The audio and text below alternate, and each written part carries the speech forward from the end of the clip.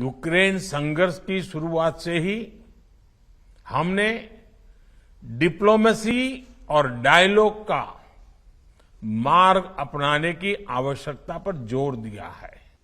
Your excellency राष्ट्रपति Putin, सम्मानित अतिथिगण, नमस्कार।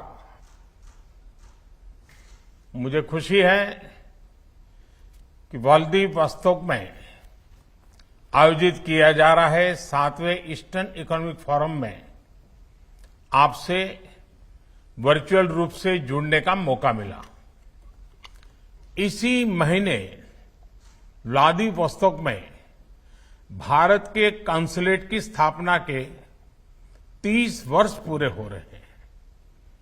इस शहर में कॉन्सुलेट खोलने वाला पहला देश भारत ही था और तब से यह शहर हमारे संबंधों के कई माइलस्टोन का साक्षी रहा है।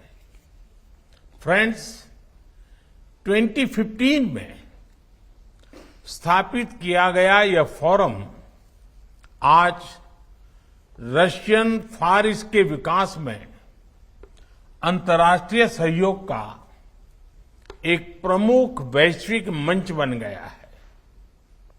इसके लिए मैं राष्ट्रपति पुतिन की दूरदर्शिता का अभिनंदन करता हूं और उन्हें बधाई भी देता हूं।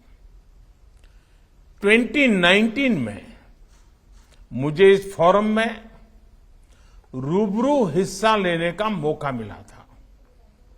उस समय हमने भारत की एक्ट फॉर ईस्ट नीति की घोषणा की थी और परिणाम स्वरूप रशियन फार ईस्ट के साथ विभिन्न क्षेत्रों में भारत का सहयोग बढ़ा है। आज यह नीति भारत और रूस की special and privilege strategic partnership की एक प्रमुख स्तंभ बन गई है। फ्रेंड्स, चाहे हम इंटरनेशनल नॉर्थ साउथ कॉरिडोर की बात करें, चेन्नई व्लादिवोस्तोक मैरीटाइम कॉरिडोर की या नॉर्दर्न सी रूट की, भविष्य में कनेक्टिविटी हमारे संबंधों के विकास में महत्वपूर्ण भूमिका निभाएगी। भारत आर्कटिक विषयों पर रूस के साथ अपनी भागीदारी को मजबूत करने के लिए इच्छुक है। ऊर्जा के क्षेत्र में भी सहयोग की अपार संभावनाएं हैं। ऊर्जा के साथ साथ भारत में फार्मा और डायमंड्स के क्षेत्रों में भी रशियन फार ईस्ट के महत्वपूर्ण निवेश किए हैं। रूस कोकिंग कोल की सप्लाई के माध्यम से भारतीय स्टील इंडस्ट्री के लिए एक महत्वपूर्ण भागीदार बन सकता है।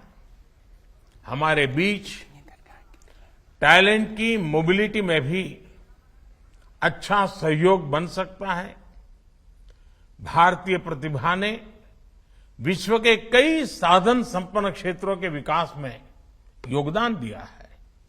मुझे विश्वास है कि भारतीयों की प्रतिभा और प्रोफेशनलिज्म से रशियन फार ईस्ट में तेजी से विकास आ सकता है।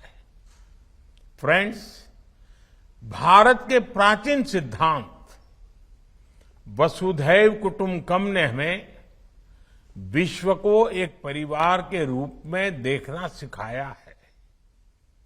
आज के ग्लोबलाइज्ड वर्ल्ड में विश्व के किसी एक हिस्से की घटनाएं पूरे विश्व पर प्रभाव पैदा करती है। यूक्रेन संघर्ष और कोविड महामारी से ग्लोबल सप्लाई चेन्स पर बड़ा असर पड़ा है। फूड ग्रेन, फर्टिलाइजर और फ्यूल की कमी विकासशील देशों के लिए बड़ी चिंता के विषय है। यूक्रेन संघर्ष की शुरुआत से ही हमने डिप्लोमेसी और डायलॉग का मार्ग अपनाने की आवश्यकता पर जोर दिया है।